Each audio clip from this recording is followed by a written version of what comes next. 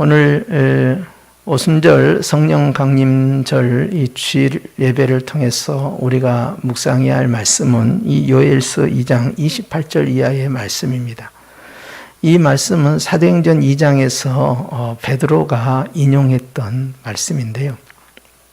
그런데 베드로는 어떻게 알고 요엘서 2장 28절을 바로 자신들이 경험한 그 신비한 성령의 임재 사건에 적용을 했을까? 참 신기하지 않나요? 왜냐하면 베드로가 이 구약성경, 그 안에서도 소선지서, 그 가운데서도 이 요엘서를 어떻게 알고,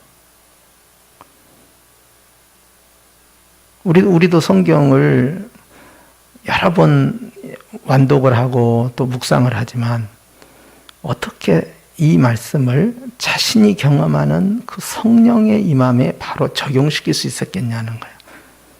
이것은 베드로의 평소의 지식이 아닙니다. 하나님께서 그의 입을 여시고 그에게 지식의 은사를 주셔서 구약 성경을 풀어버리신 거예요. 그렇기 때문에 방언 사건도 말하게 하심에 따라 그들이 말을 했대. 그게 굉장히 중요합니다. 그들이 외국 방언을 했다는 것보다 더 중요한 것은 말하게 하심에 따라 그들이 말을 하고 있다는 거예요. 굉장히 의존적인 쓰임받음인데 하나님의 이끌려 쓰임받는 거예요. 그래서 우리가 성탄절 때 기쁘다 구주 오셨네 이렇게 해요. 그런데 이 오순절 때도 동일하게 성령이 오셨네, 성령이 오셨네, 이 기쁜 소식을 온 세상 전하세 그래요. 성령님이 이 땅에 오신 사건이 도대체 어느 정도로 중요하길래 찬송가 가사에도 그렇게 나오고 이날을 특별히 구별해서 기념을 하고 있느냐 하는 거예요. 성부 하나님의 역사와 성자 예수님의 역사와 성령 하나님의 역사가 뚜렷하게 우리에게 기억되고 있어요. 성경에서는 삼위 하나님이 한 분이라는 사실을 늘 강조해서 유일신 하나님이지만 또 그 유일신 한 하나님이 또 성부와 성자와 성령으로 각각 사역하고 있다는 것도 우리에게 가르쳐 주시고 있어요. 그런데 성령 하나님께서 이 땅에 오신 것은 예수님이 이 땅에 오신 것처럼 기쁘고 즐겁다는 거예요. 이 성령 하나님은 바로 아버지와 예수님께서 보내주신 분이다 라고 되어 있고요. 그리고 예수님께서 요한복음 말씀에서도 내가 너희를 떠나는 것이 너희에게 오히려 유익하다.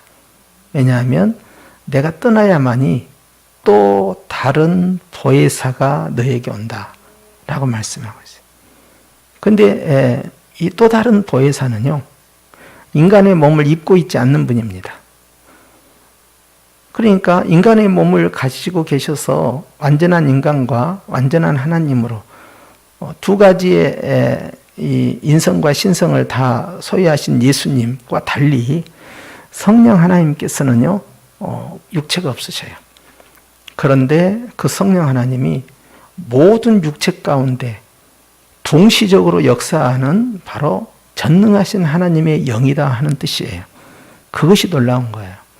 그리고 그 성령 하나님은 한번 오시면 영원토록 떠나지 아니하시는 분이에요. 성령 하나님이 오신 것이 너무나 중요하기 때문에 그가 오시면은 그가 진리의 영이다라고 하시면서 그가 가르치실 것은 무엇이냐? 바로 내가 너에게 한 말을 생각나게 하고 그것을 깨닫게 하고 가르쳐 주신다는 거예요. 그리고 때로는 성령 하나님께서 우리가 말씀을 보아도 깨닫지 못하는데 성령 하나님이 임하시면 성경을 보면 깨닫게 하시는데 죄에 대해서는 주님께서 책망을 하시고 의에 대해서는 주님께서 확신을 주시는 것이죠. 성령 하나님께서는요, 우리로 하여금 예수님을 믿게 만드는 활동을 하시고요. 예수님께서 로마서 1장 말씀에 성결의 영으로 부활하셨다라고 되어 있는데 바로 그분이 성령 하나님이에요. 성령으로 잉태되었고 성령으로 이끌림을 받아서 광야에서 시험을 받으셨고 성령의 이끄심 속에서 겟세마네 동산에서 기도하셨고 성령의 이끌림 속에서 기뻐하고 즐거워하셨으며 성령의 이끌림 속에서 죽으셨다가 3일 만에 부활하셨어요. 모든 것이 성령의 사역입니다. 그렇기 때문에 예수님의 영이 있은 성령님과 예수님은 분리할 수 없어요. 마치 우리의 영혼과 우리 육체가 분리돼서는 안 되는 것처럼, 그래서 성령 하나님께서 이제 우리에게 일곱 영으로서 임하시게 되는데, 일곱 영이라는 것은 충만한 영이에요. 성령 하나님께서 오시는 이 놀라운 사건에 대해서 베드로는 깨달은 거예요. 이것이 바로 요엘서에 기록되었던 그 예언의 말씀이 오늘 우리에게 성취되었다 하는 놀라운 깨달음을 가졌어요. 여러분, 우리는 요엘서를 보면서 이 말씀이 이 말씀이었구나라고 생각하지만 어부주신인 베드로가 예수님의 십자가의 죽음 앞에서도 두려워했고 멀찌감치 떨어졌으며, 부활의 현장에서도 예수님이 원하시는 그러한 모습보다는 오히려 물고기를 잡으러 가는 그런 연약한 모습으로 네가 나를 사랑하느냐 3번의 질문을 받아야 했던 베드로예요. 그의 지식이 충만한 납비가 아닙니다. 그는 대단한 학문을 가지고 있고 또 구약 성경을 능통한 사람이 아니었음에도 불구하고 그가 예수님 승천하신 이후에 10일 동안 기도에 전념했고요. 그리고 성령이 임하셨는데 그날이 주일이야. 오순절날이. 그날이 아침 9시예요. 일부 예배가 시작되고 있는 바로 이 시간에 성령님께서 임하신 거예요. 그래서 이제 그 마가의 다락방에 이제 가봤는데, 마가의 다락방이라고 알려진 이제 그곳이 2000년 전 그 원형인지는 알 수가 없지만 그곳에 이제 성지순례를 가는데, 이제 벽으로 돼 있고 이제 대리석으로 돼 있고 타일로 형성되어 있는 공간이다 보니까 각 나라에서 온 순례자들이 그 안에 10명 단위, 20명 단위 이렇게 가지고 많이 있어요. 그런데 이 공간과 비슷한, 약간 더 적겠죠. 그리고 이 계단이 있었고요. 그런데 이제 위층으로 올라가지고 아래층에 있는데 거기에서 이제 우리가 함께 기도를 하고 또 찬양을 했어요. 그런데 이제 화우링이 잘 되니까 아주 음이 곱게 나오는데 한번 생각해 본 거예요. 그때 120명의 제자들이 한 곳에 모여서 집중적으로 기도했다. 그들의 기도가 얼마나 간절했을 것이며 그들에게 성령께서 불의 혀와 같이 그들의 눈에 보이게끔 각자의 머리에 임하였을 때 그들이 받을 감동은 무엇이었을까?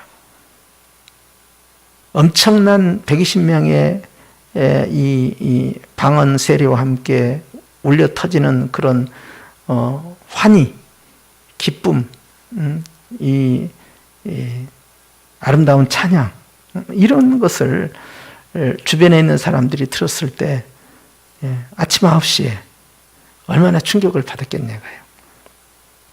그리고 그것이 단순히 개인의 신비적 체험이 아니라 결국 복음을 전파하는 기회가 되었고 그들로 하여금 3,000명이 회개하고 돌아오게 하는 역사가 일어났는데, 문제는 더 있어요. 이 오순절이 가장 중요한 이유가, 구약에 있어서 오순절이라는 것은 이제 이 추수와 관련된 거예요. 그래서 첫 추수와 관련돼 있어요. 그런데 이날 성령님이 오심으로써 말이죠, 이제는 구약의 그 농경 문화의 추수 있죠. 6월절, 그러면 이제 출애굽 때의 사건이 기억나야 되겠죠. 그리고 이제 이 오순절이라는 것은 이제 추수의 이 첫 알곡을 거두는 건데, 단순히 농경 문화로 생각을 했거든요. 그래서 이제 이것이 이제 추수와 관련됐을 것이다 생각했는데, 이날 성령님이 임하신 거예요. 그러므로서 그러면 저 구약의 그 6월절 사건은 단순히 출애굽 사건을 기념하는 사건이 아니라 장차 오실 메시아의 십자가의 대속을 의미한 거였구나라는 것이 연결이 되는 거예요. 성령께서 오신 이 오순절 날에 이 사건을 바라보면서 그러면 구약의 절기였던 3대 절기 가운데 하나였던 이 오순절 절기야말로 이것이 단순한 농경문화의 절기가 아니고 단순히 이 첫 추수에 대한 감사절이 아니고 이것은 바로 하나님께서 인간에게 오시는, 그로 말미암아 교회가 시작이 되는 바로 영적 추수의 절기였구나 하는 것이 나중에 이해가 된 거예요. 그리고 광야에서 이게 초막을 치고 이제 산 것은 우리가 광야 40년 동안 하나님 우리를 보호했다라는 것을 잊지 말자라고 지은 걸로만 생각했는데 그걸 뛰어넘어서 영적인 깨달음이 온 거예요. 이것은 장차 우리 예수님 재림하셔서 요한계시록 21장에 있는 대로 하나님이 인간에게 장막을 치는, 즉 예수님의 재림과 관련된 거구나 하는 것을 나중에 깨닫고, 거기에서 이제 두 번째 추수를 통해서 수장절로 해서 알곡을 다 집어넣는 것을 보고 마지막 때의 영혼의 구원 추수로, 그래서 영혼을 구원하는 마지막 때의 추수로 이제 이해가 된 거예요. 그러니까 구약의 절기와 구약의 제사와 구약의 문화와 구약에서 일어났던 사건들, 가령 홍해를 건넌다든지 이런 것들이 단순한 그냥 사실, 팩트인 줄 알았더니 그것이 신약에서 보니까 전부 영적 의미가 있고 그것이 신약의 것들을 전부 예표하고 모형으로 보여준 그림자였다는 사실이에요.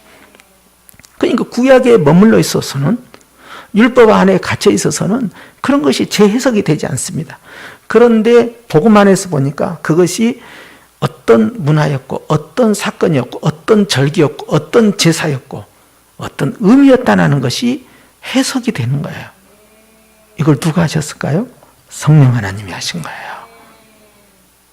그래서 그냥 반석에서 물이 턱 터지니까 그냥 물이 터졌다 이렇게 생각했는데 나중에 알고 보니까 그 반석은 예수 그리스도다. 이것이 어떻게, 이 돌덩어리가 어떻게 예수님일 수가 있을까? 그걸 거기서 나오는 이 생수는 바로 말씀의 생수이면서 바로 성령의 생수가 되는 거예요.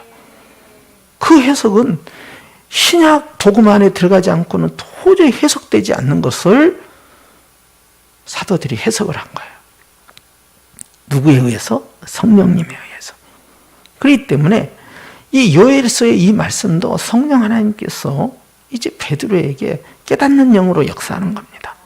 그래서 이것을 깨닫게 하시는데 그 후에 그랬어요. 시간이 흘러가는 거예요. 근데 그 후가 바로 오순절 때라는 사실을 누가 알았으리요? 아무도 모르는 거예요. 그러니까 성령 하나님이 오시는 이 사건은 단회적인 사건이면서 영원한 사건인 거예요. 즉 예수님이 이 땅에 육체를 입고 2000년 전에 오신 단회적 사건이잖아요. 그러죠? 그러면서 그것은 영원한 사건이 됐어요. 어떻게 해요? 예수 믿는 모든 자에게 성탄이 시작되는 거예요. 그렇죠?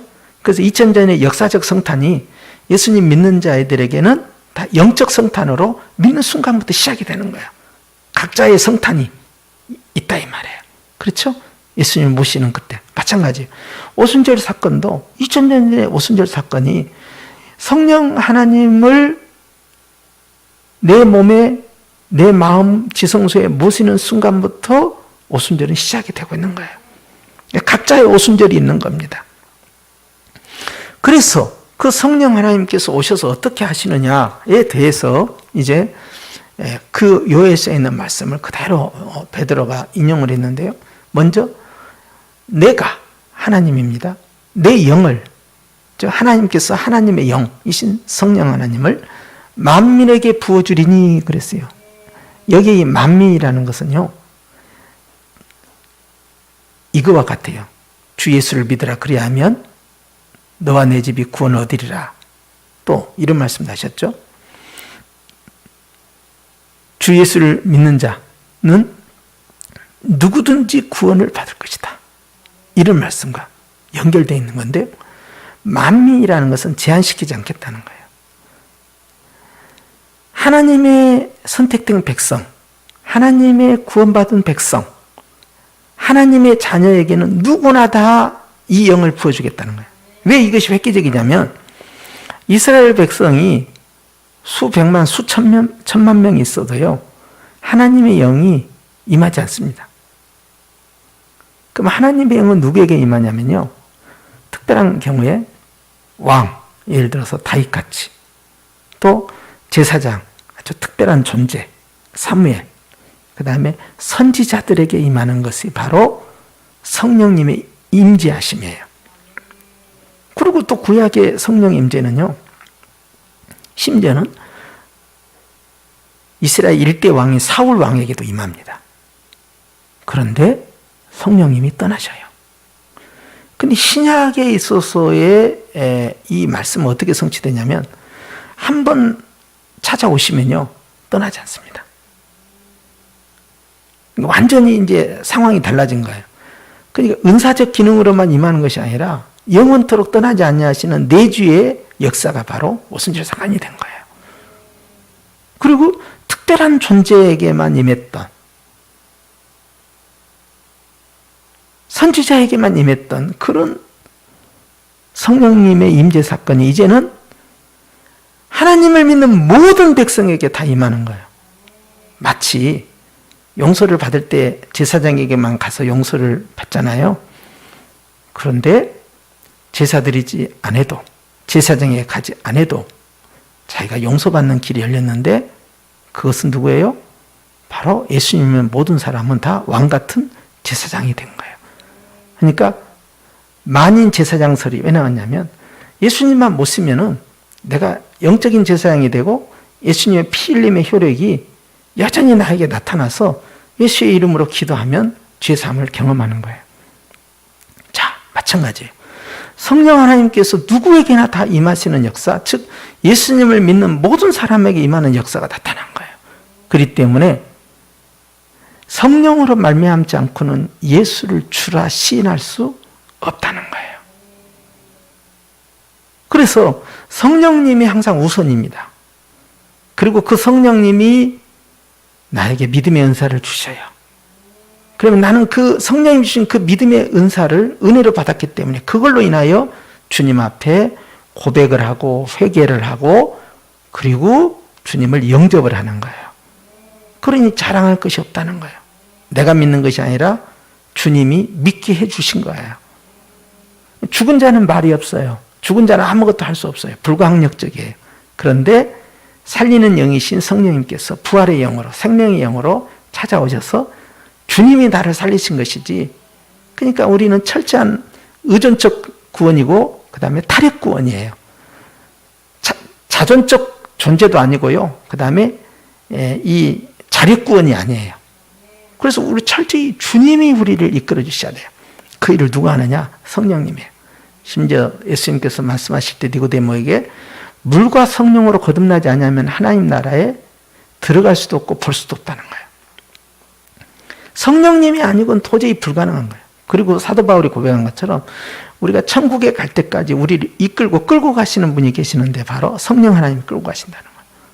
그래서 우리는 늘 성령님의 이끌림을 받게 된다. 그런데 그 성령님께서 누구에게 오시느냐?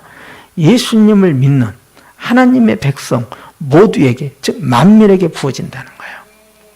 그러니까 특별한 선지자만이 믿는 것이 아니라 영적 모든 이스라엘 백성에게 다 부어주고, 영적 이스라엘 모든 백성들이 다 선지자가 되고 다 제사장이 된다는 거예요. 이제는 이게 놀라운 축복이죠. 그렇기 때문에 성령님이 누구에게 어떤 은사를 주실지, 누구에게 어떤 사명을 주실지, 누구에게 어떤 직책을 주실지 알 수가 없어요. 전에는 혈통으로 왔다든지 제사장, 아니면은 주님의 어떤 특별한 존재로서의 가끔 나타나는 어떤 선지자의 특권이었는데, 이것이 예수님을 믿는 모든 영적 이스라엘 백성들에게, 하나님의 백성에게 다 한꺼번에 부어져 버렸다. 진정한 이 공평의 역사가 일어나는 거예요. 그래서 그 만민에게 부어져서 어떻게 하냐?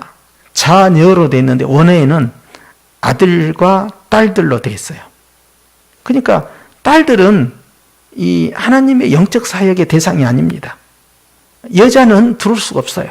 제사장에 들어올 수도 없고요. 그리고 또 드보라와 같은 여선지자가 있지만, 그러나 대부분의 선지자는 남자예요, 여자예요? 남자 중심이에요. 물론 안나 여선지도 있지만, 그렇기 때문에 절대 다수는 남자입니다. 그리고 여자는 숫자도 계수하지 않기 때문에 이스라엘 백성이 출애굽했을 때도 남자가 60만이다 그렇게 표현하지 뭐 여자까지 해서 몇 명이고 어린아이는 몇 명이고 그렇게 해서 토탈 몇 명이고 그런 숫자가 없어요. 숫자 자체가 철저히 배제되어 있었어요. 그리고 노동력이 있고 군사력으로 가동할 수 있는 사람, 그리고 이 레위 지파 가운데에서도 여자 제사장이 없어요. 이런 부분들이 있는 거예요. 그래서 제한됐잖아요. 그런데 주님이 어떻게 부어주신다고 그랬어요? 만민에게 부어준다고 그랬어요. 그러니까 제한을 다 없애버린 거예요. 그리고 부어준다는 이 단어가요, 굉장히 특이한데요. 이건 뭐냐면 양동이를 갖다가 확 부어버린 것이 부어진 것이고요. 폭포에 가가지고 물이 확 쏟아진 것이 부어진 것이고요. 그냥 이 이른 비와 늦은 비가, 이 장막비가요, 그냥 한꺼번에 확 쏟아진 것이 부어지는 거예요. 근데 왜 성령님의 임하심을 이렇게 했냐 하면은 성령님은 능력이 아니에요. 하나님의 능력이 성령님이 아닙니다. 성령님은 하나님이에요. 하나님의 능력이 아니라. 그런데 왜 이렇게 표현했냐 하니까 바로 충만하게 임하신다라는 걸 표현한 거예요. 부어준다 그 말은 충만하게 오신다. 찔끔찔끔 온 것도 아니고 왔다가 가버린 것도 아니고 충만하게 온다 이 말이에요. 완벽하게 온다는 거예요. 완전하게 온다. 그것이 쏟아 부어버린 거예요. 다 갖다 부어버린 거예요. 그렇죠?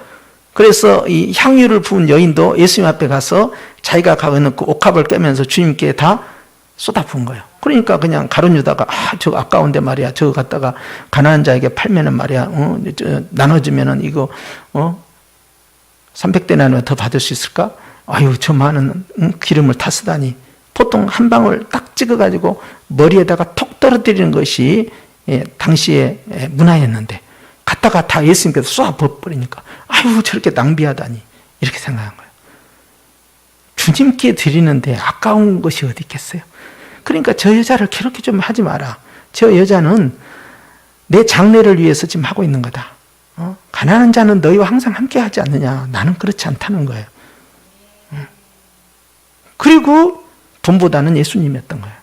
이 여자가 주님을 사랑하는 마음이 너무 컸기 때문에 아깝지가 않은 거야. 뭘 다 드려도. 사랑은 이렇게 푹 빠져버리는 거예요. 그래서 이제 주님께서 이 여인이 가는 곳마다 이 여인이 한 일을 다 전해야 된다. 그렇게까지 말씀했다고요. 자, 그런데 부어버리는 것은 얼마만큼 사랑하시는가, 얼마만큼 충만히 주시는가 하는 걸 보여준 거예요. 그래서 만민에게 부어버린다. 그리고 너희 아들과 딸들은 어쩐다는 거예요? 장래 일을 말할 것이다 그랬어요. 자녀들이 자신들의 미래에 대해서 다 궁금해합니다. 그렇죠? 근데 여기는 어떻게 됩니까? 성령께서 오시게 되면 미래에 대해서 궁금해한 것이 아니라 오히려 반대로 자기가 미래에 대해서 이야기하고 있다는 거예요. 미래에 대해서 다들 얼마나 궁금해합니까? 어떻게 될 것인가? 여러분들 타임머신이 있다면 여러분 부자 될 거예요. 그렇죠? 부동산이 언제 오를까? 언제 떨어질까? 주식이 언제 오를까? 어느 타임에 떨어질까? 가상화폐가 언제까지 올라갈까? 언제 확 떨어져 볼까? 그걸 안다면 골든타임을 알고 그때 탁 넣다가 탁 빼고 막 이렇게 하면 어떤 업종이 부자가 됐다가 그 다음에 어떤 것이 망할 것인가?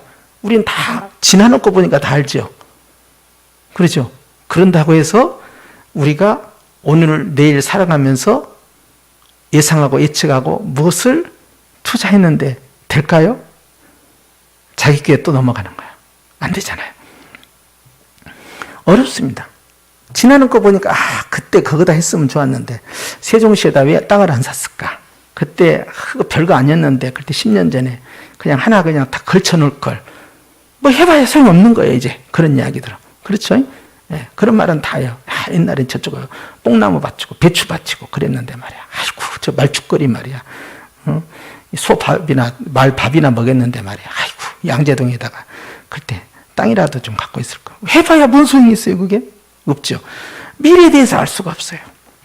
그런데 우리의 청년들도 우리의 자녀들도 자신들의 미래에 대해서 다 궁금해합니다. 어떻게 됐지만 그런데 성령께서 임하시니까 어떻게 합니까? 미래에 대해서 어떻게 합니까? 장래에 대해서 자기가 예언을 한다는 거예요. 기가 막히지 않습니까? 시간에 끌려가고 환경에 끌려가는 인생이 아니라 이제는 그것을 정복하고 다스리고 시간에서 자유함을 누리는 거예요. 마치 시간 밖에 있는 사람처럼 시간에 대해서 논하고 있어요. 아, 대단하지 않습니까? 그 다음에 늙은이들은 어떻습니까? 늙은이는 문자 그대로 늙은이에요. 노인을 말해요. 노인들은 꿈을 꾼다는 거예요. 아, 잠잘 때 꿈꾸는 거 꿈. 여러분, 그 꿈이 아니에요. 노인들은 꿈이 있을까요? 없을까요? 노인들은 꿈이 없어요. 노인들은 뭘 가지고 있어요? 추억. 그래서 말이야, 나 때는 말이야. 그래서 나 때가 잘 팔리는 거야. 나 때는 말이야. 어쨌든 맨 옛날 내가 군대 갔을 때는 말이야. 내가 옛날에 그거 할 때는 말이야. 우리 주일학교 때는 말이야. 우리 청년 때는 말이야. 이 마리아를 많이 한단 말이지. 그런데 노인들은 미래에 대해서는 말해야 안 해요. 안 합니다. 70이든 80이든 90이든 다 또이또이야. 100세로 가도 또이또이야. 이쁜 것도 없고 고운 것도 없고 건강한 것도 없어요. 그냥 근육이 이렇게 된 사람이 뭐라 60, 70까지 막 한다고 하잖아요. 10년만 더 지나가 봐요. 똑같아요. 80이 되면 똑같고 90이 되면 더 똑같고요. 100세가 되면 그냥 같이 가는 거야. 그냥. 그 다음부터는 의미가 없어요. 늙은이에게는 꿈이 없어요. 그런데 늙은이가 지금 뭘 하고 있다는 거예요? 꿈에 대해서 이야기하고 있다는 거예요. 누가 이렇게 했을까요? 사도 요한이 그랬어요. 사도 요한이 밤모섬에서 꿈을 꾸고 있는 거야. 미래에 대해서 말을 하고 있는 거예요. 그 사람은 귀양살이 하고 있죠. 나이는 90에 가까운 사람이죠. 요한이 밤모섬에서 환상을 본 날도 주일이에요. 놀랍죠? 이 주일에 예수님이 부활하신 날이요. 천지를 창조하신 빛이 있으란 그 첫날이면서, 그리고 성령님이 오신 날이고, 세례요한이 미래의 꿈을 꾼 날이에요. 미래에 대해서 이야기하기 시작하는 거예요. 나에게는 꿈이 있다. 뭐 거의도 꿈이 있다 그래서 노예 유행가에서 거의의 꿈, 가사는 기억 안 나지만 아무튼 꿈이 있다는 거예요. 노인에게 꿈을 꿀 수 없고 추억만을 되새김질하는 노인이 꿈에 대해서 이야기합니다. 미래가 있다라는 것은요, 그 사람에게 엔돌핀을 일어나게 만들고, 그리고 인생을 활기차게 행복하게 즐겁게 만드는.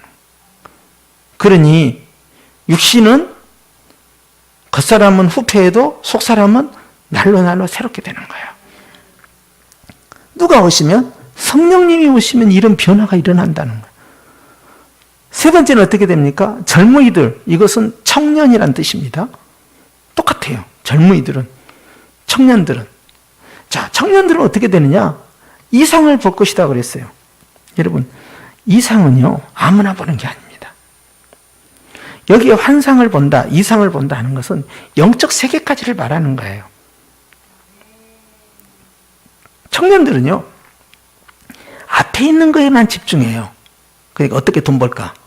어떻게 누구하고 결혼할까? 어디에 취업할까? 앞으로 내가 부자가 될까? 자신들의 그 꿈 스케치가 굉장히 현실적이고 현세적인 것에 가득 차 있어요. 그래서 자신의 꿈에 대해서 이야기하라 그러면 다 이 땅의 것, 육의 것을 이야기하지, 나는 거룩한 자가 되겠나이다. 청년들이 갑자기 말이에요, 하나님 앞에 신실한 신앙생활을 하겠습니다. 그런 이야기를 하지 않아요. 그것은 이제 성경 공부 때 그렇게 대답하는 거지. 보통 자신들의 꿈은 뭐냐면 직업에 대해서, 직장에 대해서, 그 다음에 자신이 생각하는 어떤 가정, 또 배우자, 어떤 비즈니스, 이런 다 세상의 것만 관련돼서 이 설계도를 가지고 있어요. 그런데 이상이 들어가면 어떻게 됩니까? 땅의 것이 아니라 하늘의 것이에요. 육의 것이 아니라 영의 것이에요. 3차원적인 세계가 아니라 이제 4차원에 대해서 이야기하는 거예요. 전혀 다른 스케일을 갖게 되는 거예요. 그래서 이 젊은이는 일반적인 성령을 받지 못한 사람과 전혀 다른 세계관과 전혀 다른 인식을 가지고 세상을 살아가게 되는데, 세상이 감당할 수 없는 자예요. 일반적인 문화에 동화되지 않습니다. 이 대표적인 사람이 청년 다윗이에요. 청년 다윗은요, 기도하면요, 성령의 충만을 받고요. 그에게 선지자로서의 영이 임하는데요. 하나님께서 그를 붙드니까요. 그가 왕이었잖아요. 그가 대장군이었잖아요. 그가 왕의 사위였잖아요. 각각의 직함이 그의 젊은 날을 휩쓸었어요. 이 사람이 왕이 된 게 30살 때 됐거든요. 그러면 이 사람은 10대 때 장군이 되고요. 그리고 왕의 사위가 되어서 20세부터 30세까지 거의 10년 이상을 말이에요. 도망자의 삶을 살았지만 그는 항상 리더십을 가지고 있었어요. 그런데 이 사람의 장점은 뭐였냐면 항상 이 사람은 주님 앞에서 이상을 갖고 있었다는 사실이에요. 그러니까 현실적인 문제, 먹고 사는 문제, 어떻게 하면 오늘 하루도 생존하느냐 하는 문제에서 이 사람은 오히려 다른 이야기를 하고 있었던 거예요. 그건 하나님의 뜻, 하나님의 계획, 하나님과의 관계, 하나님께서 나를 향한 어떤 섭리, 뭐 이런 쪽에 포커스를 가지고 있었어요. 그러니까 성령이 임하게 되면 다른 삶을 사는 거예요. 성령 하나님께서는요, 지금 우리에게 현실적인 어떤 문제를 풀어주는 어떤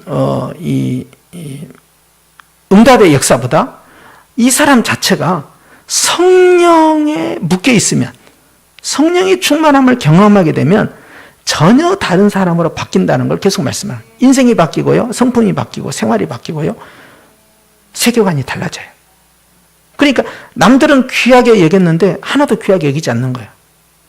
다른 사람은 저기에 훅 빠지는데 별로 관심이 없는 거예요. 거기에. 그게 뭐야?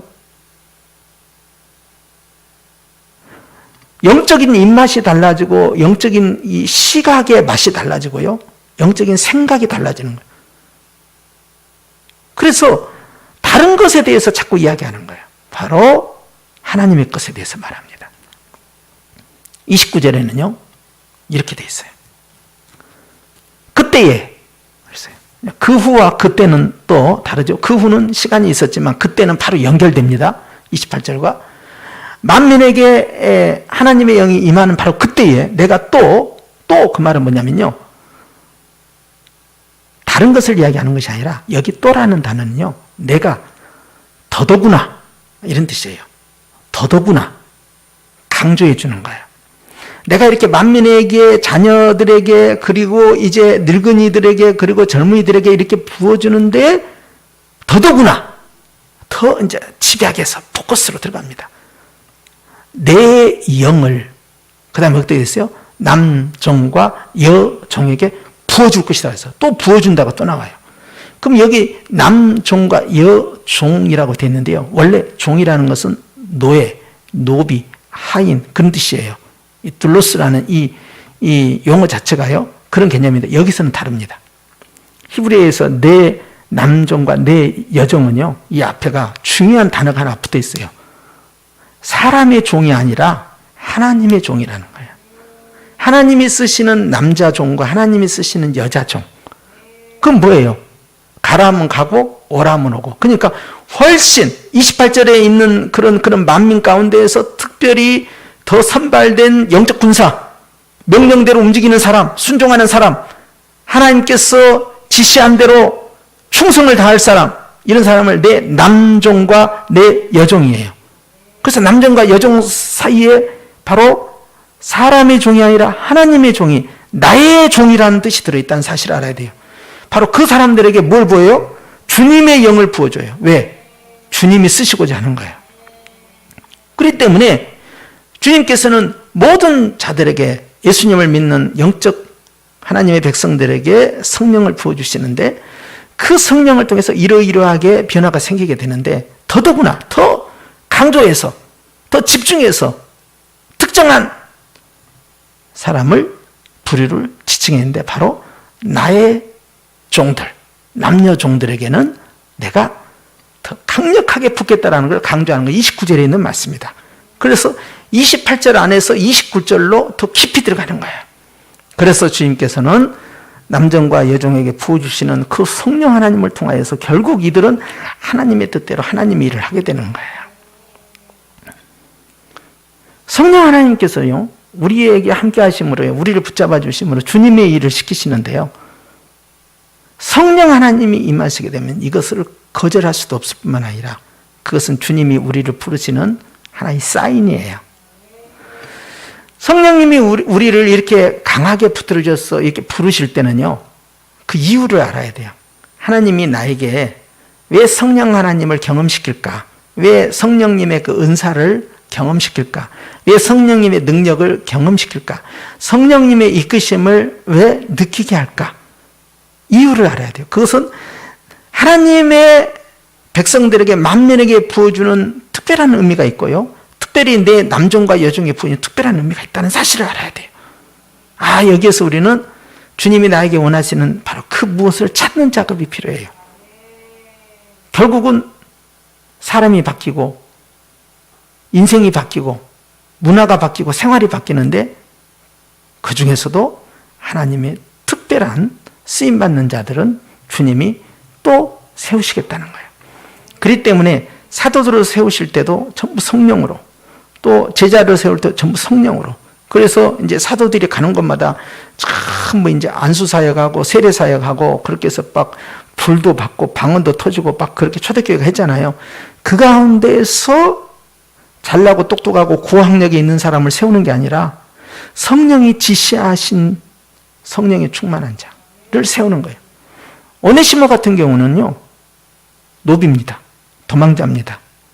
그리고 감옥에 갇혀서 바울을 만났어요. 그러나 그가 성령의 충만함을 경험하고 나서 어떤 인물이 되냐? 교회의 감독으로 세움을 받습니다. 우리는요, 종의 신분에 있다고 해서 리더가 안 된다고 생각하면 안 돼요. 주님께서는요, 사람이 만든 신분과 사람이 만든 귀천, 사람의 그 제도와 그 문화에서 만든 이 체제를요, 성령 하나님께서는요, 다 걷더니 건너뛰시는 거예요. 지금 우리나라 그 양반 또 상놈 그 제도처럼 이것보다 더 엄격한 이 사회제도가 있는 나라가 인도랍니다. 인도에는요, 굉장히 강력한 그런 사회제도가 있어갖고요, 그 신분을 뛰어넘어서 연애를 한다든지 결혼을 한다든지 그러면 명예살인을 당하고요, 쥐도새도 모르게요, 그냥 없어져 버려요. 이런 보복이 있는 아직도 무서운 그런 제도가 거기에 이 관습법으로 남아있어요. 국가법으로 하려고 해도 안 되는 거예요, 이거. 그리고 거기에 사람들이 심리적으로 다 동조를 해요. 그러니까 한 번 종이면 끝까지 종인 거예요. 한 번 천민이면 끝까지 천민인 거예요. 그런데 성령 하나님께서 이 모든 걸 다 뒤집어 엎어요. 오히려 나중된 자가 먼저 되는 것처럼 오히려 그렇게 밑바닥에 있는 사람을 들어서 위대한 리더로 세우는 거예요. 이스라엘 백성들을 봤을 때도 갈릴리에 있는 저 북쪽에 있는 어부들 출신이고 그리고 무시를 당했던 그 세력들이 교회의 리더 그룹이 되고 사도의 반열에 있어서 오늘날 2000년 역사 가운데에서 존경받는 12사도의 반열에 들었을 줄 누가 알았겠어요? 전혀 모르는 거지.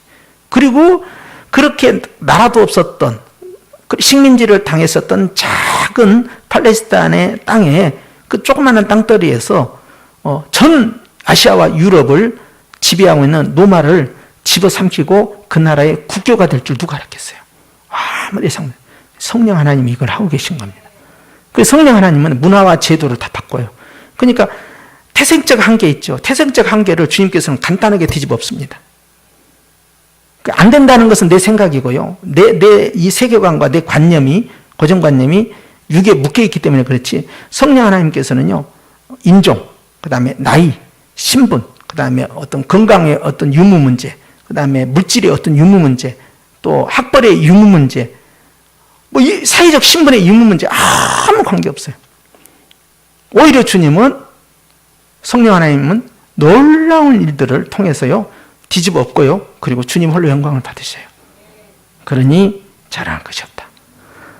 성령 하나님이 지금도 그 만민 가운데 우리가 들어있다는 걸 말씀하시면서 이 만민 가운데서 주님은 또 그 가운데서 또 남종과 여종을 또 구별해서 또 차리셔서 하나님 일꾼으로 세우기를 또 원하시는 거예요.